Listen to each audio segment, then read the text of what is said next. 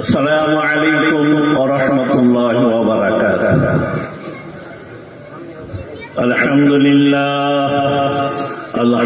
لله وكفى وسلام على عباده الذين اصطفى أما بعد فأعوذ بالله من الشيطان الرجيم بسم الله الرحمن الرحيم يرفع الله الذين آمنوا منكم والذين أوتوا العلم درجات أيضا قال الله تبارك وتعالى قل هل يستوي الذين يعلمون والذين لا يعلمون أيضا قال الله تبارك وتعالى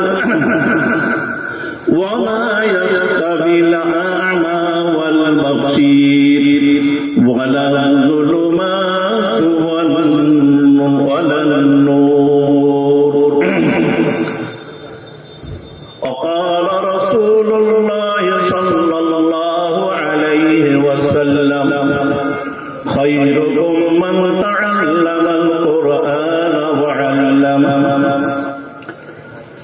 মুআজ্জাজ সভাপতি সাহেব, মুআজ্জাজ মুহতারাম উলামায়ে কিরাম, সমবেত দিন দরদ ইসলাম দরদি শ্রোতা মণ্ডলী, আল্লাহ রাব্বুল আলামিনের দরবারে লাখ লাখ শুকরিয়া যে আল্লাহ রাব্বুল আলামিন আমাদের বিভিন্ন এলাকা থেকে বিভিন্ন জায়গা থেকে এই মাদ্রাসার বাৎসরিক জলসাকে উপলক্ষ করি, এই দস্তারবন্দি জলসার উপলক্ষ করি গুরুত্বপূর্ণ মাহফিলে আমাদের উপস্থিত হওয়ার তৌফিক দান করেছে। সবাই বলি সুবহানাল্লাহ আলহামদুলিল্লাহ। ভাই, আমাদের সামনে আমরা যেটা নিয়ে বসে আছি এটা একটা শিক্ষা প্রতিষ্ঠান। আমরা জানি যে স্কুল একটা প্রতিষ্ঠান, কলেজ শিক্ষা প্রতিষ্ঠান, ইউনিভার্সিটি শিক্ষা প্রতিষ্ঠান, মাদ্রাসা শিক্ষা প্রতিষ্ঠান। এই শিক্ষা প্রতিষ্ঠানের মধ্যে মাদ্রাসা এবং অন্যান্য প্রতিষ্ঠানের মধ্যে পার্থক্যটা কি আমরা এটা বুঝি নেই। একটা মানুষ যদি উকিল হয়, তার ইন্তেকালের সাথে সাথে তার তারও ইন্তেকাল হয়ে যায়। একটা মানুষ যদি ব্যারিস্টার হয়, একটা মানুষ যদি মাস্টার হয়, একটা ব্যক্তি যদি ডাক্তার হয়, তার ইন্তেকালের সাথে সাথে তার সমস্ত বিদ্যারও ইন্তেকাল হয়। কিন্তু এই প্রতিষ্ঠানে যে শিক্ষা, এখান থেকে যে হাফেজে কোরআন হচ্ছে, এখান থেকে যে মাওলানা পড়ে মাওলানা হচ্ছে, এদের ইলম, এদের শিক্ষা দীক্ষা এমনই যে এই শিক্ষার কোনো ইন্তেকাল নাই। এরা যখন কবরে যাবে সঙ্গে এদের ইলম যাবে, এদের হেফজ শক্তি সবকিছু তার সঙ্গে থাকবে। এরা যখন হাসরের ময়দানে উঠবে তখন এদের সঙ্গে এই ইলম বাকি থাকবে, বজায় থাকবে। আমরা আজকে এই দুনিয়ার হিসাবে যে আজকে দস্তারবন্দের মজলিস আমরা কায়েম করছি, এই মজলিস একটা মিসাল উদাহরণ স্বরূপ। কিন্তু আজকে এই দস্তারবন্দের মজলিস আল্লাহ সুবহানাহু ওয়া তাআলা কিয়ামতের ময়দানে তিনি কায়েম করবেন। আমরা যেটা যাচ্ছি এটা দুনিয়াবি হিসাবে সম্মান তো আল্লাহই দেবেন। সেই দিনের দস্তারবন্দি কেমন হবে, সেই দিনের পরিবেশটা কেমন হবে, আমরা কোরআন শরীফের যে আয়াত আমি পাঠ করেছি, আল্লাহ সুবহানাহু ওয়া তাআলা বলেছেন ইয়ারফাইল্লাহু আল্লাযীনা আমানু মিনকুম ওয়াল্লাযীনা উতুল ইলমা দারাজাত। ইমানদারদের আল্লাহ তাআলা সম্মান দেবে, কিন্তু ইমানদারদের মধ্যে যারা উলামা শ্রেণী হবে তাদেরকে আল্লাহ তাআলা অধিক সম্মান দান করবে। উলামাদের সম্মান কেমন হবে? উযিনা ইয়াউমাল কিয়ামাতি মিদাদুল উলামা বিদানিশ শুহাদা ফারুকি হামিদাদুল উলামা যারা মাদ্রাসায় শিক্ষা অর্জন করছে, যারা মাদ্রাসায় পড়াশোনা করছে, আল্লাহ সুবহানাহু ওয়া তাআলা কিয়ামতের ময়দানে এই মাদ্রাসা শিক্ষার্থীদের কলবের কালিও আল্লাহ তাআলা ওজন করবে। আর যারা শহীদ হয়ে জিহাদ যারা শহীদ হয়েছে তাদের শাহাদাতের রক্ত আল্লাহ তাআলা ওজন করবে। বলছেন যারা উলামা সম্প্রদায় এদের কালির ওজন কিয়ামতের ময়দানে বেশি হবে। বলি সুবহানাল্লাহ। আল্লাহ রাসূল সাল্লাল্লাহু আলাইহি ওয়াসাল্লাম এই উলামাদের কি সম্মান আল্লাহ তাআলা দান করবেন। ইয়াবাসুল্লাহুল ইবাদ ইয়াউমাল কিয়ামাহ, আল্লাহ তাআলা কিয়ামতের ময়দানে সমস্ত মানুষকে একত্রিত করবেন। সুম্মা ইউমাইয়িজুল উলামা, আল্লাহ তাআলা উলামা সম্প্রদায়কে আলাদা করবেন, পৃথক করে জমা করবেন। ফায়ুকালু ইয়া মাশারাল উলামা ইন্নী লাম আদা ইলমি ওয়া হিলমি ফীকুম লা ইউআযিবান্নাকুম ইযহাবু ফাকাদ গফারতু লাকুম। আল্লাহ বলবেন হে উলামা সম্প্রদায়, আমি তোমাদের ইলম এই জন্যই তোমাদের দেইনি, তোমাদের হিকমত আমি এই জন্যই দান করিনি যে আমি তোমাদের আযাব দেব, তোমাদের আমি শাস্তি দেব। আল্লাহ বলবেন যাও যাও আমার আলেম বান্দা, তোমরা জান্নাতে চলে যাও, আমি তোমাদের জীবনের সমস্ত গুনাহগুলো আমি মাফ করে দিয়ে দিলাম। এটাই হবে কিয়ামতে আমাদের শান। আল্লাহ রাসূল সাল্লাল্লাহু আলাইহি ওয়াসাল্লাম বলছেন ইউজাউ বিল আলিমি ওয়াল আবিদি ফায়ুকালু লিল আবিদি উদখুলিল জান্নাহ ওয়া ইউকালু লিল আলিমি কিফ হাত্তা তাশফা লিন নাস। আল্লাহ কিয়ামতের ময়দানে আলিমকে জমা করবেন, আবেদকে জমা করবেন। আল্লাহ তাআলা আবেদকে বলবেন যাও তুমি জান্নাতে চলে যাও। আলিমকে আল্লাহ তাআলা বলবেন হে আমার আলেম বান্দা তুমি যেও না, দাঁড়াও, তোমার সামনে যারা আজকে এখানে আছে, যাদেরকে তুমি পছন্দ করো, যাদেরকে তুমি মহব্বত করতে দুনিয়াতে, যাদেরকে তুমি ভালোবাসতে দুনিয়াতে, যারা তোমাকে ভালোবাসতে দুনিয়াতে, তাদের সঙ্গে নিয়ে তুমি জান্নাতে চলে যাও। এটা হচ্ছে কাদের ব্যাপার? এটা আলেমের শান। আজ আলেমদের কি পরিবেশ আসবে কিয়ামতের ময়দানে। ভাই স্কুল কলেজের কথা আজকে নাই, এরা আজকে বুঝে নেই, এরা এদের সম্পর্কে কি কথা আমাদের সামনে আল্লাহ রাসূল সাল্লাল্লাহু আলাইহি ওয়াসাল্লাম বলছেন তোমরা আলেমদেরকে তোমরা বুঝে নাও, ইন্নাল আলিমা ইয়াস্তাগফিরু লাহু মান ফিস সামাওয়াতি ওয়াল আরদ ওয়াল হিতানু ফি জাওফিল মা।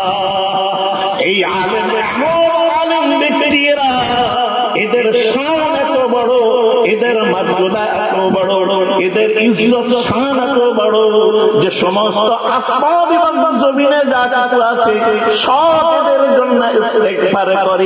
শুধু এই নয়, সমুদ্রের মাছ পর্যন্ত এদের জন্য মাগফিরাতের দোয়া করে। এত শান আলেম, এত ইজ্জত আলেম।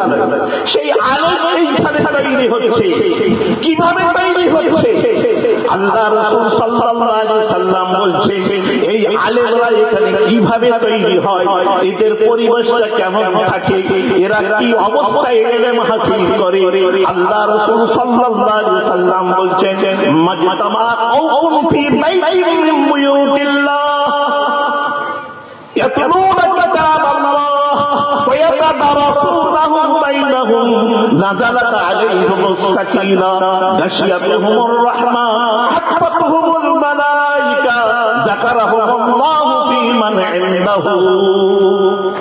আল্লাহ রাসূল সাল্লাল্লাহু আলাইহি ওয়াসাল্লাম বলছেন যখন এরা ইলম শিক্ষা অর্জন করে মাদ্রাসার মধ্যে, যখন দুনিয়ায় কোনো একটা ঘর ইলম শিক্ষার জন্য বাছাই করে নেওয়া হয়, এই ঘরে বসে যখন শিক্ষক ছাত্রদের ইলম দেয়, তারপরে যখন পড়ায়, ওই পরিবেশটা এমন পরিবেশ হয় যে আল্লাহ তাআলা তাদের উপরে মনোশান্তি বর্ষণ করেন, আল্লাহ তাআলা তাদের উপরে রহমত বর্ষণ করেন, ফেরেশতা তাদেরকে ঘিরে নিয়ে থাকে।